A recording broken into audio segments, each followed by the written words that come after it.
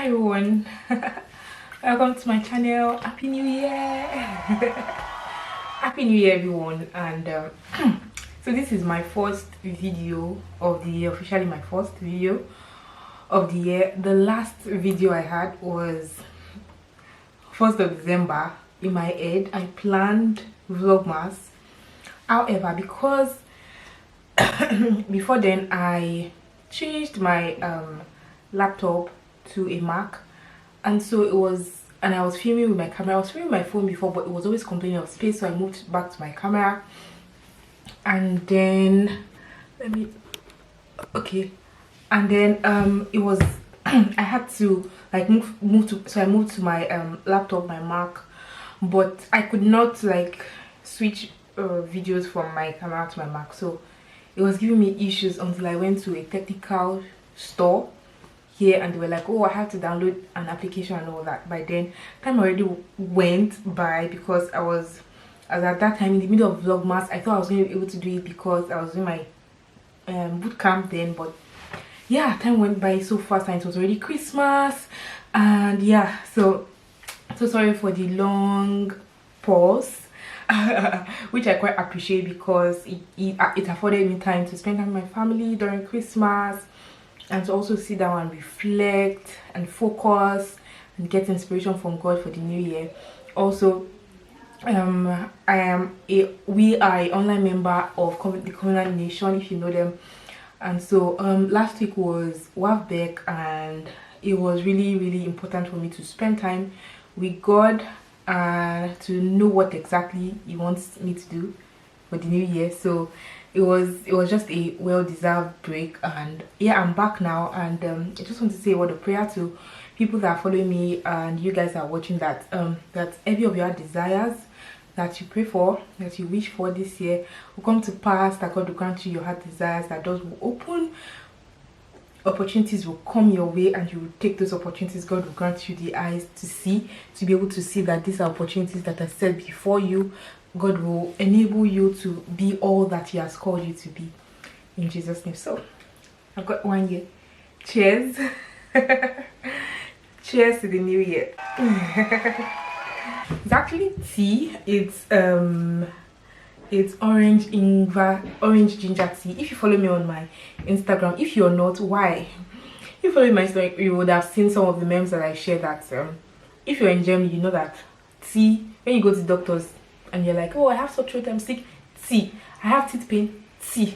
Everything is tea. Like, if you see my rack, I have like over 20 tea boxes that I've not even drank. So tea is very important to us here in Germany. So let's get right to why we are here. So I know that people look forward to going to the US, the UK, Canada to have their child, because of the fact that it gives like express citizenship to the child. And once you have your child there, you are given, the child is given express citizenship. And maybe I think that it can even also help the parents also file in the near future. However, I'm going to be giving you reasons why you need to consider having your child in Germany. So, and I saved the best for the last, so you have to stick around till the very end. Now, firstly, unlike countries that I mentioned, I'm not sure if you can like just come to Germany and have your child. If you do so, of course, you're not going to get immediate citizenship for your child. So most likely this is for people who come here for jobs. Maybe you got a job from where you're coming from, or you came to study in Germany, or for whatever reasons that you have like a permanent, or like you have like an elongated reason for staying back in Germany. So even people that are staying here, like are residing in Germany, some of them still consider maybe having their child in the US, because when you're coming back from the US, of course you are bringing your child's citizenship back. But in Germany, even if you reside here, you do not get immediate citizenship for your child.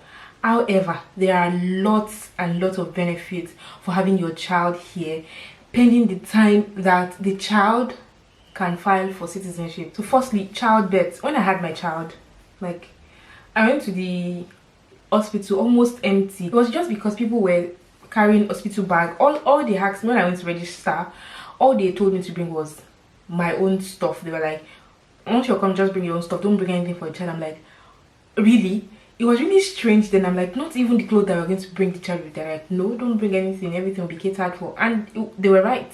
The only thing I took was toiletries for myself, towels, change of clothes and all that.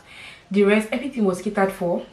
Diapers, everything was given to me. In fact, the pants that moms wear when after they have the child, the diapers, the big diapers that absorb blood, everything, like you can just pack the ones in your ward, just pack it and go. But that is because insurance covered it. I'm under my husband's insurance, of course, and he works here, so of course it has been catered for by insurance. But yeah, I'm sure it would have been a lot of money maybe in other countries. For instance, I checked for the US, it was going to be a lot of money, like over $10,000. I'm not sure, because of course I don't have a relative there, so I'm definitely going to be catering for my own accommodation and transport and stuff like that. I'm like, wow. So what happened was I entered with my belly and I came out with my baby. They didn't ask for any credit card, they didn't ask for anything. Like, it was really awesome, like really awesome. So another thing is that you get a midwife. Like, because my child was born in the middle of the pandemic, at the beginning of the pandemic, when there was no vaccine, everybody was scared to talk. Don't let me even go there. So and then I noticed that my mom wasn't going to be able to come. She got a visa, but she wasn't able to come because of lockdown. And so I checked. In fact, even before then, before my mom even applied for a visa, I was just searching on the internet, and then I got to know that you can actually get a midwife to come, just like come once a day to come and check up on you, check up on the child, because once they say bye bye to you at the hospital, that is it. I'm like, you people have mind, you just give the old child like that. So I went on the internet and then I went to register for a midwife. You have to, because the number of midwives available are really less than the number of people that are birthing. So I went and I have mind. I just sent email to one person and I shut it down. We're in Las Vegas and I just shut it down, like she'll respond. And then luckily for me, she responded and she was like, yeah, she's available at what time, blah blah blah. I told her I'm due in May. She was like, yeah, she's fine. I should send my insurance card and all that, and I did. And it didn't cost me anything. Of course, insurance covered it. But it didn't cost me anything.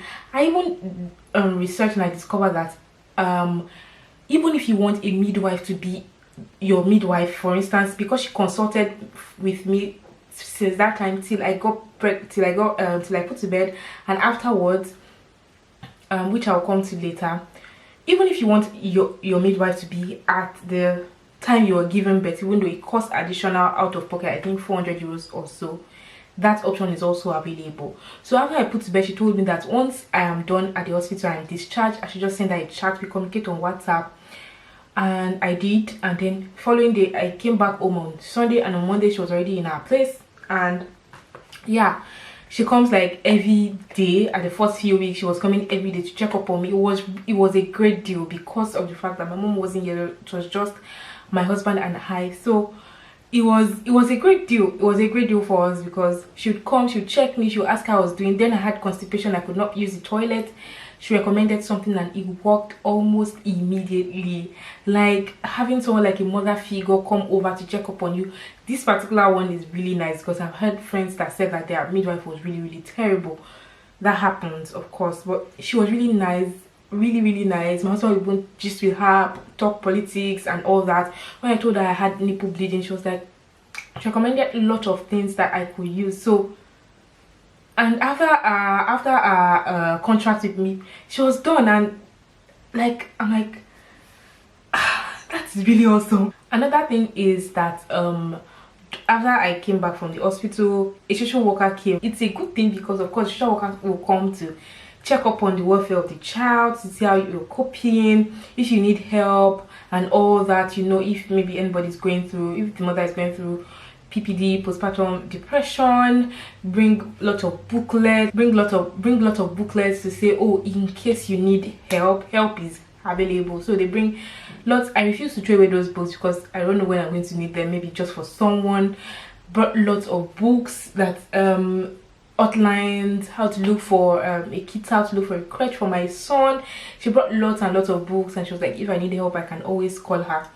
You know, some people actually look at it like maybe they just come and poke nose to say, let's see, maybe they are, and I heard that in the olden days they usually check of your pot and your stove and where the child is sleeping and all that, which is a good thing because they are checking after the welfare of the child, you know. Another thing that she brought was forms for kindergarten and eltern.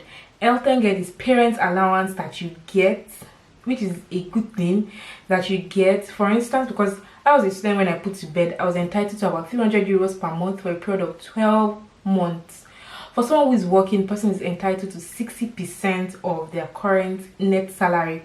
So even though you are at home and you are entitled to 12 months of maternity leave, like, see the way the thing is just you're entitled to 12 months of maternity leave. So you're entitled to 12 months maternity leave, you're entitled to money if you're working 60% of how much you are earning at that point, and you get to stay with your child for 12 months or more if you want. Even fathers also have paternity leave. My husband had the option to opt for paternity leave. You'll be entitled to also net 60% of his net salary. Isn't that good? Like, also the child also gets eltern. Eltern is child benefits. So you get like it was 209 as at the point I put to bed, but it increased just shortly afterwards to 219 euros every month till the child is 18 years old, or 25 if the child is still living with his parents. Like, and during the corona period, parents got like benefits, you know, people have to stay back at home. They just look at you and say, you people need money, they just send it. I'm like, well, thank you very much. That came at the right time. You know, and the more child you have, the more benefits it has. The more benefits accrues. That does not mean you should not go have 5 children, because even with all these benefits, community, you are not home, your dad and mommy is not, you cannot people to say, mommy, come and carry this child.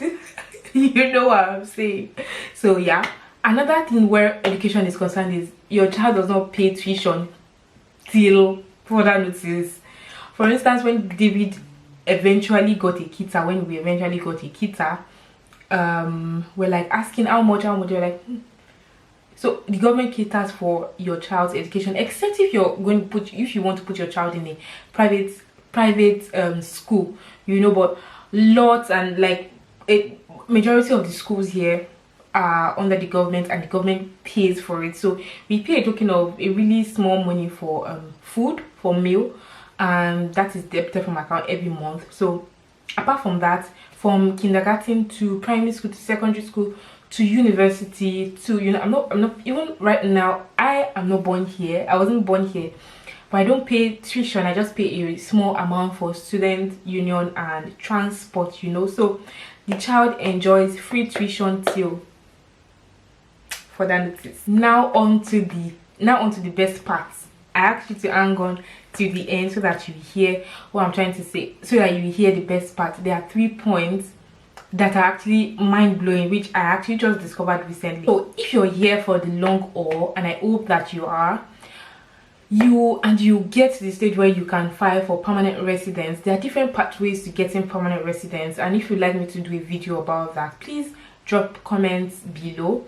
So if you get to the stage where you are able to file for permanent residence, you when you get permanent residence, it's going to be tied to your passport, of course, because when your passport expires, you have to go and renew your passport, and then you have to like change the passports, change your permanent residence card, because of course your passport number is on the card, so it has to change. Plenty story.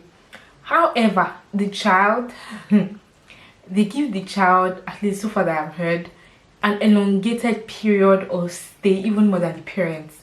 The child is allowed to stay till the child is 16 years old, I think, till when, for instance, if the parent says, I'm going back to my homeland, the child is still allowed to stay. I don't know where, but the child can still go and come back. The child has allocation. The child is allowed to like even go and come back, still has carry the status of permanent residency till the child is 16 or 18 years. That is actually mind-blowing.